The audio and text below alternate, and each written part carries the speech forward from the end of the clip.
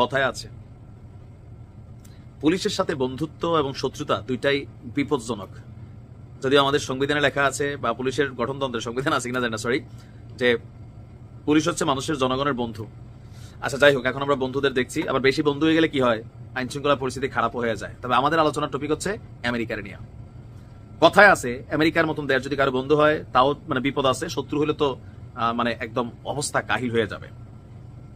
হঠাৎ করেই ট্রাম্পের এই সরকার রাষ্ট্র ক্ষমতায় আসার পর ডক্টর ইউনুস এবং ট্রাম্প সরকারের মধ্যে কেমিস্ট্রিটা কিন্তু পজিটিভ ছিল, এখনো এক ধরনের পজিটিভ আছে, বাট বাদ সাধছে আরেক জায়গা থেকে। আপনাদের খেয়াল আছে নিশ্চয়ই, আওয়ামী লীগের সময় আমাদের আইন শৃঙ্খলা বাহিনী র্যাব এবং কয়েকজন কর্মকর্তার বিরুদ্ধে একটা স্যাংশন আসছিল। কই থেকে আসছিল? মানবাধিকার দিবসে। কেন?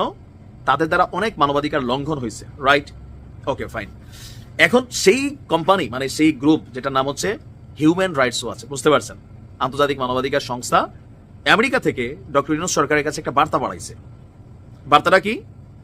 যে গেল 48 বা 60 ঘন্টা যাবৎ যে বুলডোজার ঝড়টা গেল, আইনের দৃষ্টিতে এটা কি লিগ্যাল না ইলিগ্যাল? ইলিগ্যাল আইনের দৃষ্টিতে।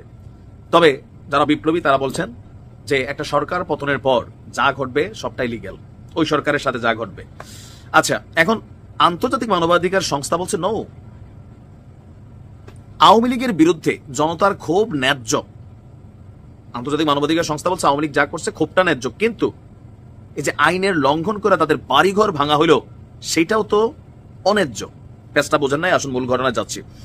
আপনার ক্ষমতাচ্যুত আওয়ামী লীগ সরকারের বিরুদ্ধে ক্ষোভ ন্যায্য হলেও আইনের লঙ্ঘন ন্যায্য নয়। ধানমন্ডি 32 নম্বরে বঙ্গবন্ধু শেখ মুজিবুর রহমানের বাড়ি এবং দেশের বিভিন্ন স্থানে আওয়ামী লীগ নেতাদের বাড়িতে হামলা ভাঙচুর এবং সম্পত্তি রক্ষায় সরকারের ব্যর্থতা নিয়ে দেওয়া এক বিবৃতিতে এটা বার্তা দিয়েছে আপনার নিউ ইয়র্ক ভিত্তিক মানবাধিকার সংগঠন হিউম্যান রাইটস ওয়াচ, HRW। আপনার এই সংস্থাটির এশিয়া অঞ্চলের যিনি উপপরিচালক আছেন মীনাক্ষী গাঙ্গুলি, তিনি বলছেন যে বিপ্লবী জনতা না, উচ্ছৃঙ্খল জনতা ক্ষমতাচ্যুত প্রধানমন্ত্রীর পারিবারিক বাড়ি ধ্বংস করেছেন।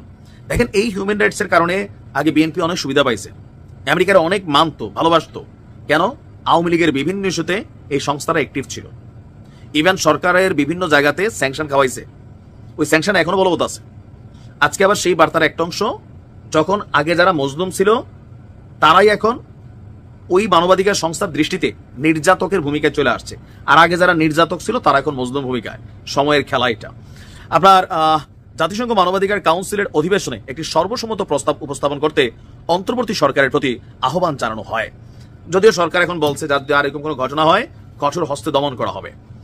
HRW মনে করে বাংলাদেশের ন্যায় বিচার দেখতে আগ্রহী জনগণের জাতিসংঘ সমর্থিত প্রক্রিয়াকে সমর্থন করা উচিত, যা সহিংসতা এবং প্রতিশোধের বদলে একটি নিরাপদ গণতান্ত্রিক ভবিষ্যৎ গড়তে সহায়তা করবে। বিবৃতিতে বলা হয়েছে, তথাকথিত বুলডোজার শোভাযাত্রা নাম ঘোষণা দিয়েই হামলা চালানো হয়েছে, ইভেন যা সোশ্যাল মিডিয়াতে প্রচার হয়েছে, কিন্তু কর্তৃপক্ষ মানে সরকার এই পর্যন্ত সম্পত্তি রক্ষায় ব্যর্থ হয়েছে। গত বছর আগস্টে নির্যাতন, বিচার বহির্ভূত হত্যাকাণ্ড, জোরপূর্বক গুমসহ 15 বছরের দমন পীড়নের পর ছাত্র জনতার আন্দোলনের মুখে শেখ হাসিনা পদত্যাগে বাধ্য হন, নির্বাসনে গিয়েছেন, আর ধারাবাহিক অনেকজ নির্বাচনের মাধ্যমে ক্ষমতা ছিল তার সরকার। আর ফলে আপনার সর্বশেষ যে ঘটনা ঘটেছে এখানে এটা বলা হয়েছে। তো বলা হয়েছে এইসব কারণে আওয়ামী লীগের বিরুদ্ধে যে ক্ষোভ বিক্ষোভ দেখা দিচ্ছে বা দেখা যাচ্ছে তা ন্যায্য, কিন্তু ওইটা ন্যায্য ঠিক আছে, ক্ষোভ দেখাবেন, কিন্তু ক্ষোভ দেখাইয়া তাদের বাড়িঘর ভাঙা ফেলবেন, আন্তর্জাতিক মানবাধিকার সংস্থা মনে করছে এটা অন্যায্য। বাংলাদেশে আবারও মারাত্মক দমন পীড়নের দিকে ঝুঁকে পড়া উচিত নয় মনে করছে মানবাধিকার এই সংগঠনটি।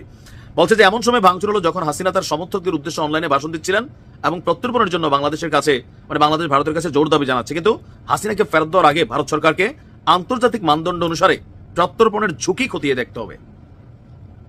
ভারত যদি ফেরত দিতে চায়, শেখ হাসিনা দেশে আসলে তার প্রাণ নাশ, প্রাণ ঝুঁকি বা যাদেরকে ফেরত দেবে সেটা কতটুকু।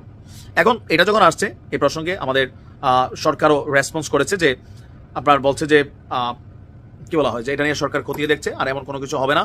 এরপর আমরা দেখছি পিনাকি দাদা বলছে সবাই থামতে, সাংবাদিক ইলিয়াসও বলছেন, আর বলা হচ্ছে এগুলোর বিরুদ্ধে ব্যবস্থা নেওয়া হবে। কারণ অপারেশন ডেভিল হান্ট চলছে।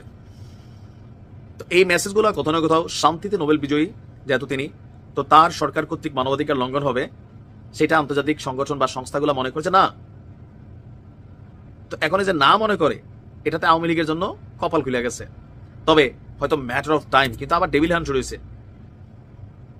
কিছুটা সুবিধা পাবে। এখন আওয়ামী লীগের সাথে যা ঘটবে, আগে বিএনপি যে অ্যাডভান্টেজটা পাইতো, জামাত যেটা পাইতো, এটা এখন আওয়ামী লীগ পাওয়া শুরু করবে। আন্তর্জাতিক মানবাধিকার সংস্থার মূল থিম হচ্ছে আমারে মারছে এই জন্য আমি রিটার্ন মারমু, এটা হইতে পারে না। কিন্তু আমরা যে বাঙালি বোঝে না, তারা বিদেশি সাদা চামড়া, আমরা বাঙালি কই তুই আমারে একটা কিসবি, তোর তো দাঁতের সাফা থাকতো না, রাইট? একবার খালি ফাইয়া লই রে বাড়ির গাড়াত, এরকম ডাক দেয়, খেলা হবে। HRW বাংলাদেশে এসে কোর্স করা উচিত, বাঙালি কিভাবে প্রতিশোধ দেয়। ভালো থাকুন।